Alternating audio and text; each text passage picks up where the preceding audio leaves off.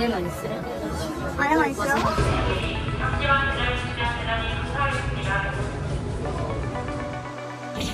아프신 분 있으세요? 뒤에 아프신 분 아무도 없으세요? 다들 다치신 데 없어요? 지금 병원 진료 필요하신 분? 아, 빨리 나가지 못.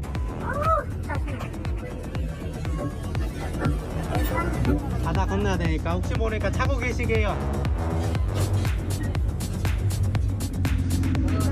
천천히 발 조심하세요. 발 천천히 발 조심하시고 해보시고 천천히 하세요. 예, 11화기보다는 오늘 저희 뉴스탑10의 첫 번째 뉴스로 이 얘기부터 먼저 짚어봐야 될 것 같습니다. 어젯밤에 저를 포함해서 모두가 놀라서 가슴을 쓸어내릴 수밖에 없었습니다. 정확히 267명을 태운 제주에서 목포로 향하던 여객선이 바다에 좌초가 된 겁니다. 밥 먹고 있었는데 쿵 하고 밀렸는데 그대로 픽 하더니 밖에 나가보니까 섬에 부딪혀 있었어요. 전부 다 뭐 자고 있던 사람들이 다 튀어나올 정도였으니까 놀래가지고. 편의점이라든가 뭐 매대 시설들이 다 넘어가 있고 뭐 박스나 이런 게 쓰러져 있다고. 제주에서 목포로 향하던 어제 오후 4시 45분쯤에 출발했고, 그런데 어제 저녁 8시 17분쯤에 이 장산도와 족조 사이, 글쎄요, 수동 조종 구간 자동 항법 장치 이 퀸제누비아 2호가 이렇게 족도에 부딪혀서 267명을 태운 채 좌초한 겁니다. 여기까지는 이제 어젯밤부터 오늘 새벽까지 비교적 다 알려진 사실이라면 다행히도 여객선에 타고 있던 전원은 무사히 구조가 됐습니다. 그런데요, 지금부터 만나볼 이 좌초된 이유가 정말 황당하기 짝이 없습니다. 진술한 내용이 뉴스를 보고 있었다. 근데 이거는 본인이 하는 진술일 뿐이고요. 아무튼 이게 저희는 이제 중과실로 보고 있습니다. 언제부터 자동 조타를 놓고 핸드폰만 보고 있었는지, 그건 휴대폰 포렌식을 해봐야 알 수 있는 사항입니다. 최진봉 교수님, 휴대전화로 뉴스 검색하다가 부딪혔다는데요. 그게 지금 경찰의 조사 결과잖아요. 물론 그것도 조사를 해야 된다고 봅니다만 황당무계하기 짝이 없죠. 마치 이런 겁니다. 운전자가 도로에서 운전하면서 휴대전화 보는 것과 똑같아요. 다를 게 아무것도 없습니다. 배가 운항을 하고 있는데 이 항해사가 항해를 하는 사람이 뉴스를 검색하고 있었다. 근데 이것도 사실이 아닌지 사실인지는 조사해 봐야 됩니다. 지금 휴대전화 포렌식을 하고 있거든요. 단순히 뉴스만 본 건지 아니면 오랜 시간 동안 휴대전화로 검색을 했는지 알 수가 없어요. 지금 상황에서는. 어쨌든 분명한 것은 휴대전화를 사용하고 있었다는 것인데, 보통은 이제 아까 우리가 지도를 잠깐 봤습니다만 제주에서 목포로 가는 길에 이제 그 남해 쪽으로 가까이 가다 보면 섬들이 많이 있습니다. 그 좁은 길들 있잖아요. 협수로라고 우리가 부르는데요. 배가 들어가는데 저 섬들이 다닥다닥 붙어있는 저곳은요, 절대로 자동 항법 장치로 가면 안 됩니다. 자동 항법 장치라고 하는 건 섬이 별로 없는 제주를 출발해서 남해에 가까이 가는 정도까지는 자동 항법으로 해도 배가 알아서 가지만 협수로로 들어가면 반드시 수동으로 해야 돼요. 혹시나 어디에 부딪히거나 아니면 조그만 무인도 같은 데가 너무 많기 때문에 그런 무인도에 충돌했을 경우에 좌초될 위험이 있기 때문에 이거는 규정상으로도 반드시 수동으로 작동을 하게 돼 있습니다. 예. 그런데 자동 항법 장치가 켜 있었다는 것은 그 좁은 협수로에 들어갔음에도 불구하고 자동 항법 장치를 끄지 않고 수동을 하지 않고 휴대전화 만지작거리면서 자동 항법 장치 의지에서 계속 간 거죠. 그러니 결국은 자동 항법제 의자가 가다가 너무 좁은 수로에 들어가다 보니까 결국 충돌하게 된 건데, 이건 정말 이런 사고가 난다는 인재 중에 인재고요. 이런 일이 어떻게 벌어질 수 있는지 모르겠어요. 이런 그 안전 불감증을 갖고 있는 사람이 1등 항해사를 했다는 것도 문제고, 이 선사도 책임을 면치 못할 거라고 생각합니다. 홍정성 기자님, 근데 이제 애초에는 뭐라 그랬냐면 긴급 체포된 40대 1등 항해사 휴대전화로 뉴스 봤다는 얘기를 하기 전에 애초에는 조타기가 말을 안 들었다.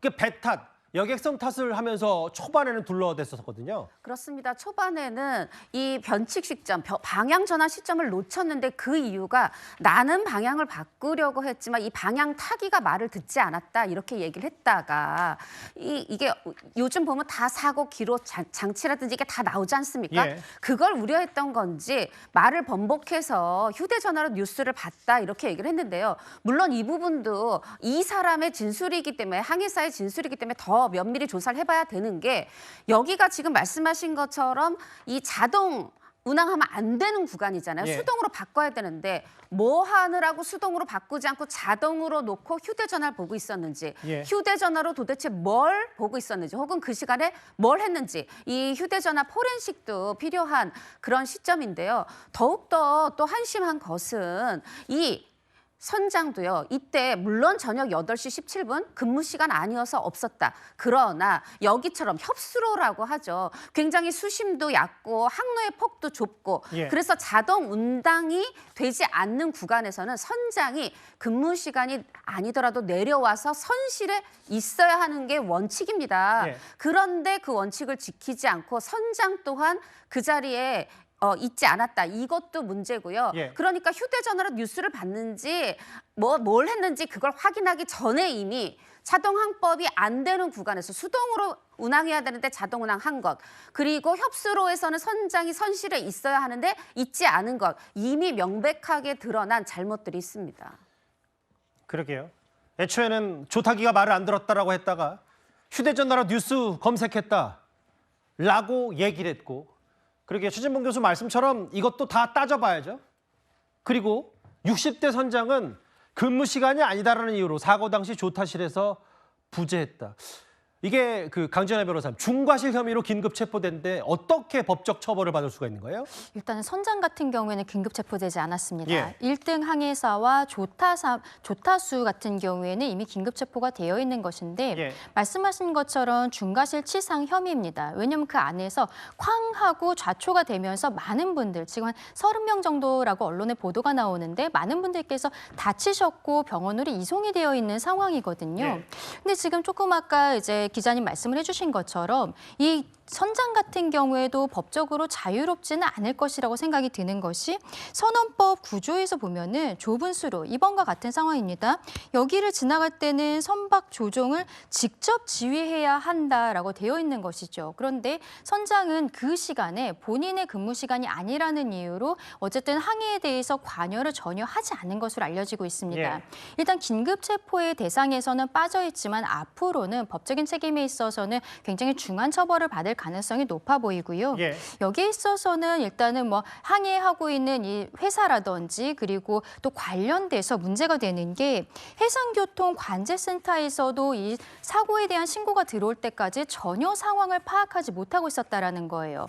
관제사도 이 사고가 난 배를 포함해서 5대를 계속 관제를 하고 있었다라고 주장을 하고 있는데 이 상황에 대해서 신고 들어올 때까지 전혀 몰랐던 부분 여기에 대해서도 수사가 이루어져야 되는 것으로 보입니다. 지금 보면 이제 비교적 질서 있게 구명조끼를 입고 좌초된 배에서 탈출하는 승객 267명이고 밤사이에 해경도 긴급 출동할 수밖에 없었고 저 장면이고요. 이제 날이 밝았습니다. 날이 밝아서 이제 오늘 저 퀸 제누비아 2호를 면밀히 살펴보니까 앞에 저렇게 부서진 부분도 있고요. 현장 감식도 진행이 됐고 아니 글쎄요. 그 아무리 뉴스 검색을 한다고 하더니 전문가들인 저 항해사, 1등 항해사가 어떻게 저렇게 좌초될 때까지 부딪힐 때까지 전후 상황을 전혀 파악하지 못했는지 이 부분은 여전히 의문점으로 남습니다. 날이 밝은 오늘 저 화면을 만나 봤어요. 뉴스 검색하다가 휴대전화 보다가 쾅 부딪혔다. 홍정성 기자님, 이 다시 지도를 볼 수밖에 없는 게 이렇게 제주도에서 목포로 정상적으로 향하다가 이 항법 장치 작동하고 이 상황에서 쿵 부딪혔는데 근데 이제 우리가 이 항해사의 문제점만 지적하는 게 아니라 관제센터도 약 3분간 이거를 파악하지 못했던 것 같더라고요. 3분 저는 이상이라고 보는데요. 왜냐하면 정상 항로에서 이 족도에 부딪힐 때까지 1600m라고 그래요. 직선 거리가 이게 3분 정도를 운항했는데 그럼 항로를 벗어나서 3분 동안 운항하도록 1등 항해사도 몰라서 가서 부딪혔지만 관제사도 항로를 이탈해서 3분 동안 운항하는 이 정상 항로가 아닌 거를 파악하지 못했다. 게다가 지금 그 이제 배에 타고 있던 여객선에 타고 있던 승객들이 뭐라고 얘기합니까? 예. 20분, 30분 동안 아무 안내 방송도 없었다고 했잖아요. 그런데 그러면 이렇게 여객선에서 사고 신고가 접수될 때까지 말하자면 3분 동안 1600m 운항하는 것도 관제센터에서 몰랐지만 예. 그 족도에 부딪혀서 제자리에서 이제는 움직이지도 않고 있어요. 이 배가 오후 4시 45분에 제주도를 출발해서 지금 목포에 저녁 9시에 닿아야 하는 예. 도착해야 하는 배인데 이렇게 엉뚱한 경로로 3분을 가고 가다가 이젠 아예 멈춰 서 있는데도 모르고 사고가 접수되고야 알았다. 이게 굉장히 우리 눈에는 문제가 있어 보이는데 예. 지금 그 관제센터에서는 이렇게 설명을 합니다. 지금 그 사고 해역 말하자면 협수로 들어가는 거 잘 들어가는 거 봤다. 그리고 정상 항로랑 사고 해역이 한 1600m 짧은 거리여서 너무 이제 가까운 거리여서 사고 난 줄 몰랐다. 이렇게 얘기를 하면서 저는 이 대목에 걸렸습니다. 고속으로 운항 중이라서 교신을 못한 것 같다. 고속으로 운항 중이지 않고 멈춰 서 있었습니다. 이런 부분 다 면밀하게 조사가 이루어져야 되겠습니다. 뭔가 많은 생각이 들죠. 왜냐하면 방금 지나갔던 구명조끼, 황당하게 짝이 없는 이 1등 항해사의 이 태도, 말, 그리고 VTS 관제센터, 이제 많은 분들이 머릿속에 떠오르는 여러 트라우마들이 있을 텐데 강지연의 변호사님, 네. 이게요 바로 배 안에 타고 있던 승객들이 정말 불안에 떨었고 사실 사고 이후에 충돌 안내도 없었고 충돌 이후에도 한동안 안내 방송이 없었다. 267명 가운데 승객 1명은 세월호가 떠올랐다. 뭐 이런 표현까지 쓰더라고요. 그렇죠. 안에 계셨던 분들뿐만이 아니라 우리 국민들께서도 깜짝 놀라셨던 것이 세월호 사건을 떠올릴 수밖에 없었던 것으로 보입니다. 그렇기 때문에 특히나 해상교통관제센터에서 이 사건을 모르고 있었다는 것, 신고가 들어올 때까지 몰랐다는 것에 대해서는 좀 정밀한 조사가 필요한 부분이 아닌가 싶은데요. 이 사건이 저녁에 8시 17분에 좌초가 되었는데 예. 모든 사람을 구조한 것은 밤 11시 27분입니다. 그 밤 늦은 시간에 바다 위에서 3시간 10분 동안 떨어야 했던 이 시민들의 마음이라는 것은 예. 정말로 하늘이 본인들을 구해주는 것 같았다. 해경이 나에게 손을 내밀었을 때 한 줄기의 빛이 오는 것 같았다라고 이야기하신 분들이 있거든요. 예. 그 마음이 어떤 것인지 알 것 같습니다. 여기에 대해서는 정확하게 조사하고 다시는 이런 일이 일어나지 않도록 정부에서 철저하게 단속을 해야 될 것이라고 생각합니다. 저를 포함한 많은 분들이 실제로 좌초됐다는 속보가 떴고 모든 승객들이 생명에 지장이 없다는 얘기를 전에 듣고도 실제로 육안으로 보기 전까지는 여러 많은 생각이 들었을 거라고 짐작이 됩니다. 뉴스 검색하다가 이 좌초 사고 좀 더 사고 원인 철저히 규명해야 될 것 같습니다. 10위였습니다.